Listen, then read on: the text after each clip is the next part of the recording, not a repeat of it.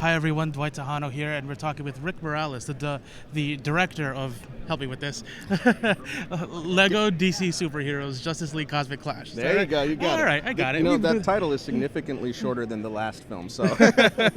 Yeah, speaking of that, yeah, you've been doing this for a little while now. This is the third film in the Lego DC series? We did it, we did a 22, we did a 44. This is the second 72 minutes. Yeah. So now, what type of thought process has to go into, how you decide what stories to tell? Because that first one was sort of tied into the video game a little bit. This one is more of an original story. Is that correct? With some inspiration from the comic books? Well, it all takes inspiration from the comic books. I wouldn't say that it's necessarily tied into the video game or anything like that, but Lego has obviously things that they want to promote, and so they have toy lines that are coming out or whatever, so we try to work some of that stuff in. But really, I think it's just trying to create a world that's coherent and fun to be in, and I think that's kind of the driving force, behind these things, to make fun shows. And that seems to really be the key when it comes to these Lego movies. The other DC animated movies tend to be a little more serious. You guys tend to get to cut loose a lot more. How fun is it to sort of pull all these things together to write these jokes and then eventually see them on screen? Yeah, well, it's definitely different than some of the other projects that we, Jim and I did Green Lantern together, and I mean, between the three of us, we worked on a lot of the straighter action type of shows. We're really familiar with these characters, the superheroes, the DC Comics guys.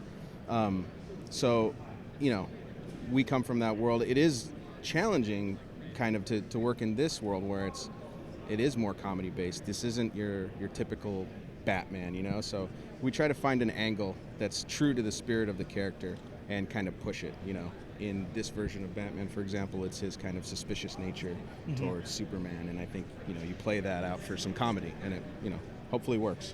Now, as a director, what type of thought process do you need to go through when you're, kind of storyboarding this type of movie together because of, this very specific architecture, for example, of your Lego characters? Is there is there something you specifically have to think about when trying to think about how they move, how they interact with one another? That's a really good question.